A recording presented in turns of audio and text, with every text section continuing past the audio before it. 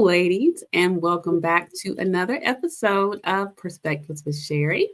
I'm your host, Sherry Ryan, and on this evening, we have an amazing guest. I am so excited to have her with us, Monica Tanner. Welcome to Perspectives. Thank you. It's so fun to be here with you, Sherry. Thank you so much. So, for those of you that are new over here is a safe space for women in midlife. We talk all things health, wealth, and empowerment, and all the wonderful things that feed those three amazing categories. And so we have been focusing lately on relationships. And we have done relationships with yourself, healthy ways for self love and seeing yourself, relationships in dating, relationships with family. And today, y'all, we are going to focus on marriage, on, whether you're in a new marriage, your second marriage, or you've been married for a few years and you're trying to figure out how to get unstuck and reconnect. We've got you. So Monica is your go-to for that. And so let me give you all a little bit of background and we're going to get right into these questions. So Monica Tanner, RLT trained relationship coach and host of the Secrets of Happily Ever After podcast, transforms marriages with simple communication, connection, conflict resolution, and commitment strategies. Her mission is to lower the divorce rate and improve marital satisfaction. That's great.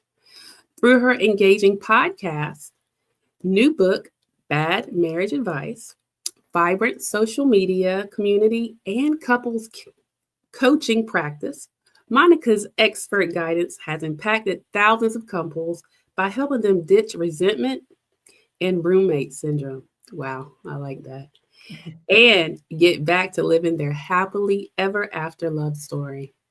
So, welcome, Monica, today. Thank you so much for being here. Yeah, it's absolutely my pleasure. All right. Well, we're going to get right into these interview questions. I'd like for you to tell our audience a little about your journey and what led you to become a relationship coach, especially one rooted in faith. Yeah, well, I mean, definitely, I would think it's a God thing. I don't know. But when I was young, I used to think I was living in a fairy tale, like life was perfect and everything was great. And when I was 12 years old, my parents announced they were getting a divorce. And I remember thinking, wait a second, this is not talked about in fairy tales. And just from that very young age, I became very attuned to relationships all around me. I used to notice my friends' parents or family members, and I kind of came to this conclusion like, couples don't seem that happy together. Like they don't Mhm. seem like they're having very much fun, which was very discouraging to me. So I studied it in college. I met my Prince Charming right after graduating from the University of Texas at Austin. And we started our life together. We started having children and building a business, and life got really busy really fast. And even though I had studied everything and I thought I knew, the secrets to happily ever after, it was difficult. It was a rocky road for a while. Like we both kind of had to work out a lot of our own like personal issues and then with each other. And so I had four children, and once they all went back to school full time, I decided it was time for me to go back to school so I could get some credentials. Mhm. And I realized going through my master's that the traditional marriage therapy has pretty low success rate. And so I was pretty disheartened by that. And so I thought, you know what?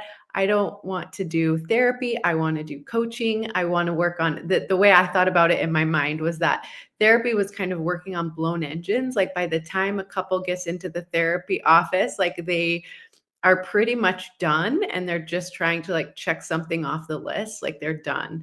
And I wanted to like really work on how do we maintain like oil changes the car so that the engine doesn't blow up. And so I did that for a long time, realizing after about 5 years of doing it that really I needed the skill set to work on blown engines and oil changes, and I needed the two together. So that's when I trained to be an RLT, which stands for Relational Life Therapy. So I went through that whole program, and now I use that. Now I feel very confident that even, addiction and adultery and all kinds of problems that couples face, Yeah. and I now feel equipped to um, talk about those things, work through those things with couples, and it's been an amazing journey. And writing the book has been so much fun. So Oh, awesome, awesome. I love how you talked about that, how it started, how you evolved from understanding that, you wanted to be the coach, and then you wanted to also be the one that could, when it almost is at the end, be the one that had the tools to help with that. So now you can help couples on all gamuts of the relationship with their needs. I think yeah, which is super necessary because couples, even the most healthy couples, go through lots of different stages in their marriage. And a lot of times, like Esther Perel says, you'll have 3 or 4 marriages in your lifetime, hopefully to the same person. yeah, But there are like lots of different things that happen in your lifespan where sometimes you're working on maintenance and sometimes you're really working on that blown engine. So yeah. one of the things about relational life therapy that really appeals to me is that we give you tools, but a lot of people use it kind of as their last stop. Like you can work with an RLT therapist and really, by the end of your sessions, know whether like this is something we want to work on or we're ready to part ways, with a lot of peace and knowing that you've really worked on the relationship. Wow. Okay. I find that fascinating. All right. Yeah, Um, Terry Real, who is the founder of Relational Life Therapy, he often says, I help couples on the brink that nobody else has been able to help. So wow. Okay. Well, see, ladies, there is hope out there no matter where you are in your journey. So that is great to know. Um, Many couples in midlife struggle with emotional disconnect. What are some common reasons this happens, and how can they begin to rebuild and rebuild that connection? yeah, such a great question. Because I think that most of us growing up didn't see really good templates for emotional regulation and being able to really talk about our emotions. Like it just the previous generations just didn't do that very well. And so Yeah. it's not your fault. But what happens is we get into a marriage, and when we talk about emotional intimacy, it typically doesn't go very well.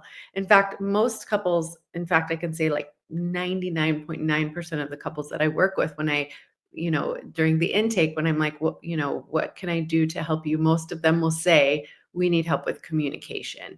And Hmm. that's typically a long term deterioration, because they have different communication styles, they have different coping mechanisms, different way of seeing things. And when they originally got together and started to communicate about these things, when all of those hormones that are running rampant when you're first, that oh, I forgot the term for it, but that like in the first 3 years of marriage, you're The still like honeymoon all on stage. cloud, yes, you're still on all on cloud 9. But when that starts to wear off and you're having these big discussions about family and careers and goals and values and things like that, those conversations don't typically go well because people don't learn communication skills out. We don't talk about them in school very often. They don't learn them at home. And so we're kind of stuck, and so you have those initial conversations that don't go very well. And then you're like, well, we just can't talk about this. And then all of those big hot button topics like marriage or like money, intimacy, kids, in laws, you've had enough conversations to know that we just don't talk about this stuff. Hmm. Hmm. Hmm. So, in your work, how do you define emotional safety, and why is it so critical to intimacy in marriage? Yeah. Well, trust and safety are two really big, important, human needs, right? We want to feel like our relationship is a safe place to be who we are, to feel what we feel, to say what we need to say, and that our spouse isn't going to judge us or leave us or torment us. Yeah. And again, that it requires some skills. It requires learning how to listen. It requires empathy and compassion and vulnerability. And all of those things are difficult skills. It's like learning how to play the piano, the violin, and the flute all at once, right? And so Yeah. we're not going to be good at it in the beginning, but just like anything else, you can get good at it over time if you're willing to learn the skills and practice them. And so yeah, it's something that couples have to be willing to put some intention around and some effort behind. And so if they are, most couples will be successful, but they have Mhm. to decide, like, we're going to learn how to um, um, have the relational skills to make our relationship a safe place. And Yeah. the other really interesting thing is that, you know, everything in life changes. Like, we all change. And so one of, like, I talk about this in my book, but one of the things that's so hard is when I have couples come into my office, they've been married 20, 30 years, and they're like, well, they've just changed so much. They're just not the same person that I married. Well, of course they're not, because their experiences in life have changed them. And so maybe they've changed in little ways, but maybe they've changed in big ways. And a lot of couples, get married on certain kind of ideas or contracts, or with certain values and certain ideas about how they're going to live their religion or how they're Mhm. going to parent. Or I think a funny example that I always give about this is, we get a crash course, like we know everything before, but then Mhm. once we become parents or once we become business owners, like all of a sudden we learn all these things really quickly. And the example I always give is, I remember when my husband and I were first married, and my sister-in-law, who had two kids, drove from California to where we were in Idaho. And when she got there, her car, her minivan was just like disgusting. And so me and a couple of the other sister-in-laws, we took her van to get washed. And I just remember the whole time saying, I will never let my car get this gross. Like, I mean, spilled milk and like Mhm. goldfish crushed in the corners. And I was just like, how could you ever allow your car to get this dirty? Right. And then a couple kids later, I'm like, oh, I get I it. get it, right. Like, Yep, I I used so agree. much. Like, I was the expert on everything. Uh-huh. And then all of a sudden you have an experience and you're like, "Oh, I see. Yeah, I like get it. a 15-minute drive to the store, my car can look just that bad," right? Exactly. Experiences, we change and we grow, and we wouldn't want our partners to be the same exact person as we married. But a lot of people struggle with, like, well, they completely changed their religious views, and that's really hard for me. And learning how to communicate about that, and that's Yeah. intimacy, creating a safe space for us to talk about the things we're questioning, or the things we're thinking about, learning about imperfectly, is really what that intimacy, that emotional intimacy, is built on. Okay. Now I have a kind of like a bonus question. This is just out of curiosity. So, as a relationship coach and with all of your extensive training, so when a couple comes in and you have one that is just like really wanting to fix things and do whatever they can to make it work, and then you have the other that's kind of checked out, how well, I'm pretty sure you know relatively quickly if that's the case. And how do you Right. mitigate? Can you mitigate that? How do you work towards that? Or yeah. Well, that is almost always the case. There's Mhm. one partner who thinks that therapy is a really good idea, and the other partner who's just kind of dragging their feet. There are a lot of things that you can do on your own. So, the way I kind of think about it is, one person can spark a lot of change, but it takes two people to maintain it. And Mhm. so, marriage is, or any relationship for that matter, is a dynamic. So if one person changes their steps, then the other person has to respond accordingly. They may not like it, but Mhm. typically they do. So once you start learning relational skills, you start asking for what you want, you start finding your voice and standing up for yourself in a loving, respectful way. The other partner a lot of times will see like, oh, this is something different, and they might push back against it initially, but usually they'll be like, once you start to really build those skill sets, they'll Mhm. be like, this is, I like this feels better. And so the other partner will typically come to the table. But a lot of times what is happening between a couple isn't even happening between the adult versions of the couple. So a lot of Mm. times what I notice is that the real conflict or the real problem with the couple is when we get triggered and we're both in our adaptive child. So we're both, it's like two 8-year-olds duking it out with no skills. Even if you've gone to a lot of therapy, you've read a lot of books and listened to a lot of podcasts, and you're like, no, I have a really great communication skills. When you get in the heat of the battle, you get triggered, and all of a sudden that 8-year-old comes out and is trying to protect you, and you can't access those skills. And so the earth skill, like the main focus of a lot of times when couples come to see me is, let's get you to be able to go from that 8-year-old triggered child who's not responding to what's in front of you. You're responding to something that happened in your past. So Mhm. let's be able to breathe through that and be able to access that prefrontal cortex, that adult version of yourself. Yeah. So usually that requires taking a beat, taking a breath, taking a walk, getting back into that solid, grounded self. And then you can access all of those skills that you've learned. Okay. That is fascinating, y'all. I'm learning a lot here too. I'm taking lots of mental notes. So, Monica, what does reigniting intimacy look like for long-term marriages where passion has faded? It's about finding the fun again. It really is so simple.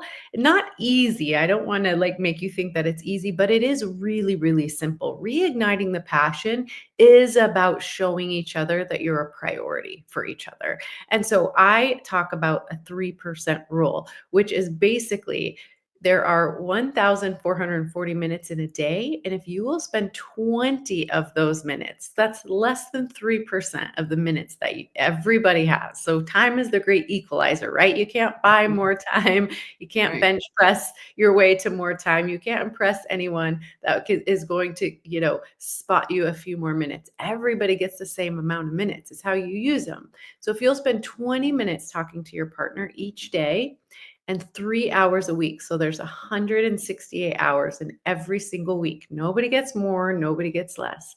But 3 hours on date night, reconnecting, doing something fun, like Yeah. go like reignite that spark, right? Like I always think of myself, I want to be that old couple that's like swinging on the porch swing and laughing about the simplest date nights. One of my favorite date nights that my husband and I do is literally grabbing a tree and walking on our favorite greenbelt path, right? And just Oh, yeah. talking about what are we reading? What are we learning? What's a silly thing that our kids did? Like those are the things that I'm going to remember. And then the last there's 365 days in a year. If we will spend at least 3 of those days getting away. Now, this doesn't have to be expensive, elaborate, or out of our price range. Like we can figure out how to do a hometown date or send our kids to friends' houses and do it at home. If you can, get out of your where you normally are, get to the beach, get to the mountains, get somewhere and just spend that time on each other. So Mhm. 3%, if you will spend 3% of your time together, you will be able to avoid that loss of connection, that, just have fun together. Remember that life is short. Like Yeah. eat the cake, like have some fun together. Right, right, right. I love that. Have the fun. And then 3%, it sounds low, but it's an important.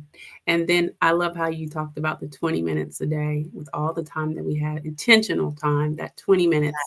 Yeah. Yes, and when 20 minutes, that means don't take your phones in the room with you. Like, get your kids occupied. You can either put them to bed, put them in front of a show, whatever it is. But it's really good for your kids to also see that you're making your relationship a priority. So you're not doing them any harm by saying, for 20 minutes, you guys can watch this show. Mom and dad are going to go in here and we're going to talk and have some mommy daddy time, right? Like that is so good for your kids to see. The same with date night. It is so great for your kids to see you preparing for date night. They get Mhm. the babysitter. My kids loved when the babysitter came over. Like that was their Yeah. favorite, right? And Yep. he gets all dressed up and I mean, not always, but gets like makes an effort. Yes. Dad comes and, we go out and we love our kids, but we also love our relationship. And it's really good to teach your kids that, your relationship is a priority. So we do this because we love you guys so much. Yeah. Yeah. That is important. Showing them what healthy relationships look like and investing time in each other so that they know when they're in their relationships, all those things are important because they're watching, they are. So, And it's part of creating that trust that we talked about earlier, right? It's like, yeah. I trust that that you choose me and I choose you, that we're Yeah. going to carve out this time for each other because we're important to each other. Absolutely. I love that. I do. Um, You talked about this a little bit. So I'm going to ask the question, and basically, if there's anything you want to add to this one, if not, we'll move on. But you talk about creating a marriage you love without waiting for your spouse to change. What Mm. does that practically look like? We talked a little bit about, steps that you would give the individual partner when I'd ask the bonus question. But yeah, can you talk to that a little bit more? Yeah, for sure. I mean, like marriage is a dynamic. It takes Mhm. two, right? And it's like Yeah. a dance. And so, there's what happens is very early on in our relationship, we create this dynamic. And usually it takes two people very implicitly creating. So like name a struggle. So like let's say you have higher desire and lower desire spouse come in, and the higher desire partner is like, can you fix my lower desire Mhm. partner? Right. Right. Or Right. whatever that looks like. It's like, yeah, but I guarantee that it's both of you in a dynamic that's creating this, whether Yes. it's fighting all the time, whether it's withdrawing, whether it's sexual tension, whatever it is, it's two people complicit, right? And so Mhm. you're dancing together.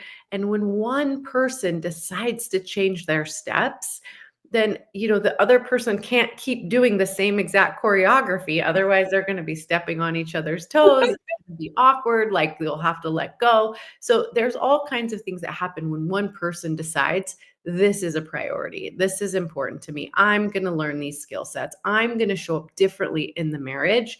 The other Mhm. person will have to respond, whether Mhm. good or bad, right? Right. No, that's great. That's wonderful. Next question. What are the biggest myths about marriage that keep couples stuck or resentful? Yeah. So this is so cool. I just got like, this is the proof copy of the book. So I get to like Yeah. look through it and hold it in my hand. It's so cool. There's 15 myths in here. And some of my favorites are these cliche, really trite things that people say to newlyweds or newly engaged couples, which is like, learn how to compromise. I hate that one, right? Like compromise is like, you give a little, I give a little, we meet in the middle, nobody gets what they want. It's terrible advice. In the book, I teach couples how to collaborate. Collaborate looks very different from compromise. Compromise is kind of lazy, right? It's kind of like, Mhm. like I don't really, I want Mexican food, you want Italian food, like let's have Chinese, right? It's like Right. you're not really talking about anything. You're just kind of like, let's just do something that neither of us, where neither of us really gets any of the things that are really important to us. Yeah. Collaboration takes more effort. It means that I think about what's really important to me and why. And then I can communicate that to my partner. And then I get really curious about my partner. What's really important to you about this and why? So we can do this on little things like where we eat dinner. We can do Mhm. it for big things like where are we going to live? How are we going to educate our kids, right? I've Yeah. helped couples do this in all realms. But not only are you going to talk about what's important to you and why, and that takes some time, but also what are my reservations about your position and what are your reservations about my position and how are we going to really address all of that? And what happens when you collaborate well is that it's not you meeting in the middle, it's you creating something better with two perspectives that you could have ever come up with on your own. And the thing I always tell people to remember about collaborating and making decisions together, whether they're big decisions or small decisions, we have so many resources now. Like we are not living in the same world that we lived in before. There are so many options for how to commute, for how to educate the kids, for how to, do our jobs, for where to live and how to live and what to live in. I mean, if you were to talk about all the different housing options that we Oh, have yeah. like tiny houses, people live, all over the country. They world school their I mean, there are so many options now that were not available to generations past. So now with a little bit of research and a little bit of like talking about what's important to you, what's important to me, how can we really create something awesome? There's no numberless options, but also nothing's permanent. Say Mm. you move your family to a different country and it's not working out, move them back. Like Yeah. nothing is permanent. So, I think couples stay really stuck in this idea that we need to compromise because that's what the older generation will always say. Like, if you Yeah. want a good marriage, learn how to compromise. Yeah. And that I think really keeps couples stuck. There is a much, much better way. I love that. So, all right, ladies, listen. It's collaboration, not compromise. Yes, Listen, yeah. I am learning as we are going through this interview. This is awesome. Things that I And would have there's never thought so about. many more, right? There's you Yeah. hear, happy wife, happy life. Don't sweat Yeah. the small stuff. Don't go to bed angry. Like all of these well-intentioned Yeah. pieces of advice keep couples really stuck and miserable. It's very sad. Yeah. Yeah. You're right. You're right. So we got to get that book. I want to read all of that. So yeah, that's fascinating. It's an easy read. It's meant for like very, people that don't have a lot of time, but like let's just do an inventory. Like, how are we doing here? Yes. Yes. All right. We're all going to get that book. Okay. So, how do you guide women who feel like they've lost themselves in their role as a wife or mother?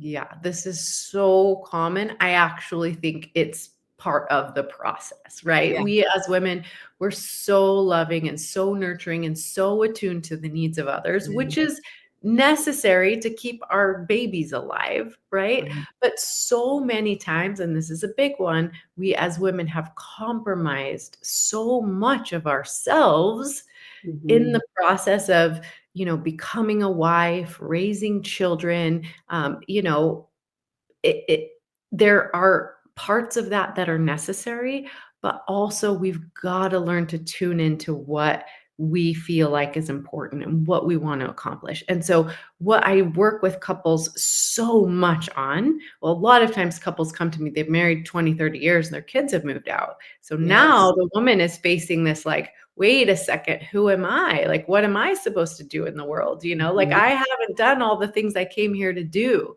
which is Mhm. really important. And can that family now make room for that to happen? And so, if you're talking about maintenance, like I love talking to newlyweds or Mhm. people that are early in their marriage that like we've got to make room in the family for everyone to fully develop all of their talents, skills, dreams, ambitions. And that means that like yes, in a traditional family, the husband's going to get his training and do his career, her job, or build his business or whatever that looks like.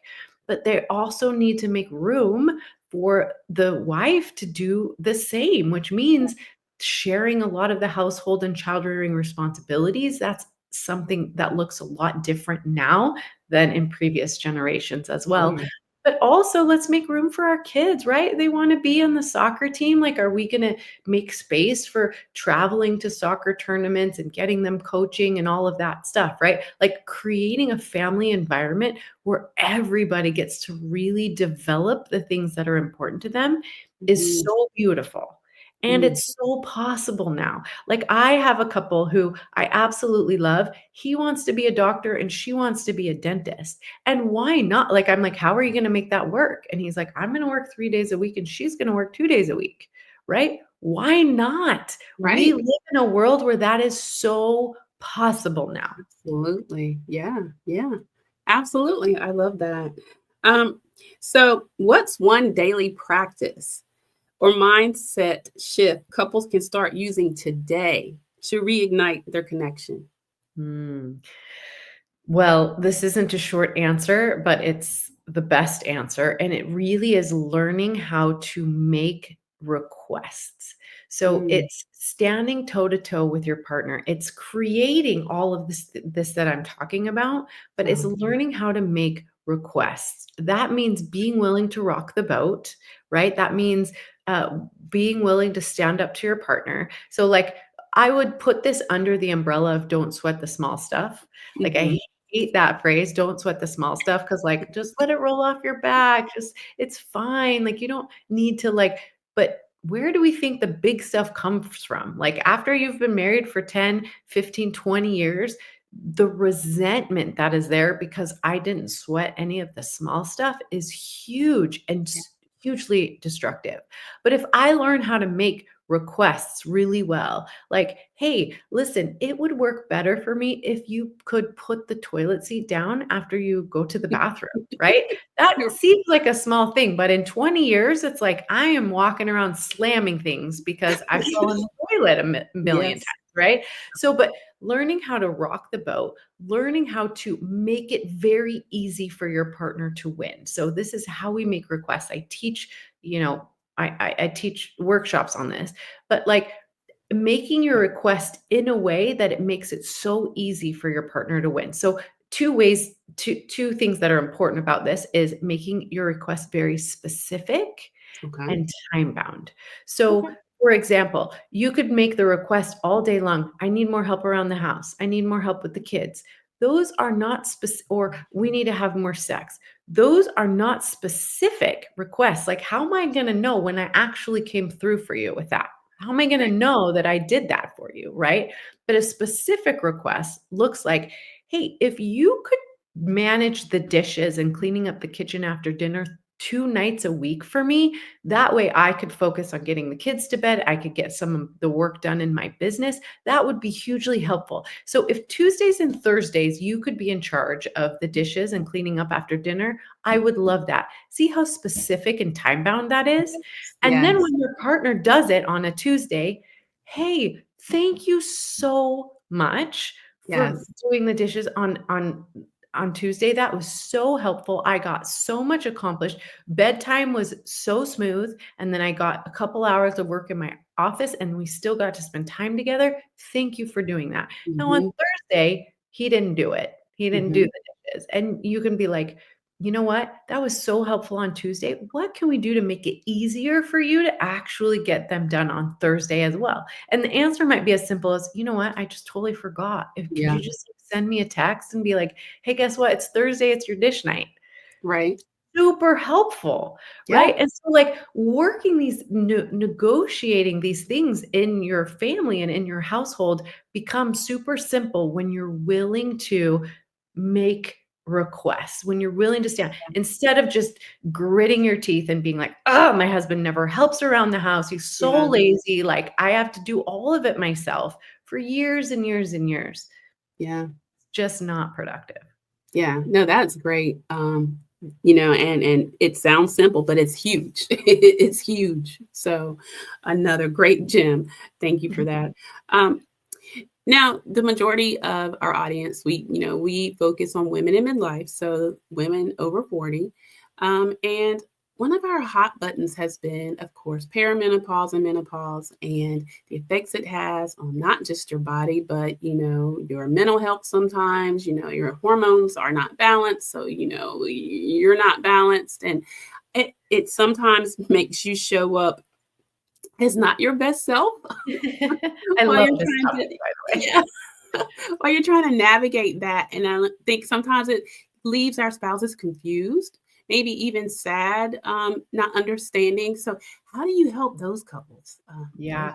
So I talk a lot about this as part of the maintenance, like the oil changes, is Okay. really learning how to fill your cup. Get really um, tuned in to your own body, your own needs. So learning how to fill your cup and being able to ask your partner for support in this is Mhm. a huge skill set that you can develop like over the lifespan of your marriage. And then when you hit perimenopause and menopause, like it comes in so handy because Yeah. you've had some practice and you know what you're doing. But tuning into your body and being like, you know what? Nothing like specific is happening right in this moment, but I am so grumpy. Like, Hmm.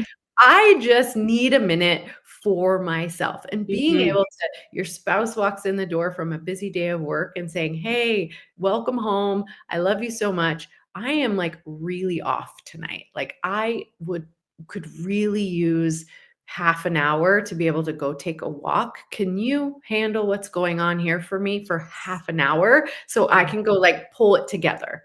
Yeah. Right? Being able to communicate and ask in that way is so helpful, right? But it requires a few things. One, you've got to be tuned into yourself. You Yeah. instead of just yelling at your husband when he walks in, "Why are you so late? I've been here with the kids all day and I'm so frustrated and you're a jerk," right? Like Right. sometimes it may feel like that would make it better. Yeah. But instead being like, "You know what? I'm just really off kilter. I need Yeah. to take some time for myself. I need to ask my husband for support in this moment. Hmm. That's gonna work out better for you." Right? And so it's just learning like, what is it that fills my cup? What is it that helps me center, bring back? Like maybe I just need to go to my room and read for 20 minutes. Maybe Yeah. I need a hot bath. I have a friend who takes a bath every single night and That's they've just awesome. worked it out so that like they've worked out bedtime, they've worked out, they have older kids, but she just knows that in order to be able to relax and give some time and attention to her husband, she's got to be able to have a bath. And Yeah. they've just worked it out like that fills her cup. Yep. So learn that about yourself. Experiment. If you're like, I am just not feeling good right now, what would make me feel better? Is it a cookie? Is it a bath? Is it a walk or 20 minutes, listening to your favorite podcast? Like, what's going to help you come back to center and then Yes. just find a way to ask for help with that? Oh, I love that. Okay, that was great. Yeah. So we've got some amazing gems, some great tips, and great insights from you. So thank you so much for that. And now I want to give the floor to you to talk about your exciting new book, and then where we can find you, your podcast, your website, all the things that you've got going on. So this is your time to plug away and talk about all the wonderful things that you have going on right now. Oh, thank you. I appreciate that so much. Well, I do a podcast episode every single week, Secrets of Happily Ever After. So I talk a lot about the things that are happening in my coaching sessions or questions that people are sending me. I try to stay really current with that. So Mhm. that's an easy, free resource that you can get lots of information about me. If you go to my website, which you've so beautifully put there, was my name, monicatanner.com, you can link out to ways to work with me, free resources, workshops that I'm doing, all of those types of things. And then the book, which is coming out very soon, but probably this will come out before the book does. You can get on the waiting list at badmarriageadvice.com. And when you do that, you'll get 300 date night ideas in every price range and for every season. So a lot Ooh, of times couples will just be like, we're just not creative. We don't know. That's 6 years. If you're going on a date once a week, that's 6 years of date nights. So that's awesome. definitely worth just putting in your email there to get on the wait list for the book and all kinds of bonuses there for you. That's amazing. And when does the book officially drop? September 30th. September 30th. Okay. All right. Awesome. So, ladies, I will have that information pinned in the comments. So, and If you're listening on the audio podcast, all of that will be in the show notes. So I'll have all that for you. Monica, thank you so much. This has been an amazing interview with so many wonderful things that we can apply. Those of us that are married and have hit a snag, or we're in the maintenance phase and don't want to hit a snag. So you've really touched on so many important things. So thank you so much. My And pleasure. we look forward to the book and getting on that list. And so I'll have all that for the ladies. Anything you want to say before we close, like parting words? Mm. I just want to say, it's all very normal and you're probably right where you need to be. So don't uh beat yourself up. Like when you know Mhm. better, you do better, and don't try Mhm. to do it all at once. Just pick a couple of things that you heard today that you be like, "Oh, this a lot of people start with date night, right? They're like, "Oh, Yeah. we're not very good at date night." You will notice a huge difference if you make that a priority. And even if you have to be the one to do it, right? Like your husband is not going to book the babysitter in the restaurant and all the things, right? Even if you do it, like it's okay. Like just start somewhere Yeah. and like little baby steps at a time, you'll start to notice huge differences. Awesome. All right. Well, thank you so much, ladies. Again, thank you for tuning in. If you haven't yet, please go ahead and subscribe. Give us the thumbs up on this video, and leave us a comment. What did you find most helpful in this interview? And what are you most looking forward to in connecting with Monica and reading the book? So let us know in the comments. Those that listen on audio podcasts, leave us a review, and please make sure you follow us. And again, always thank you, ladies. And remember, continue to feed your health, continue to walk in your wealth, and build your empowerment. Thank you so, so much again, Monica, and ladies. Have a great day.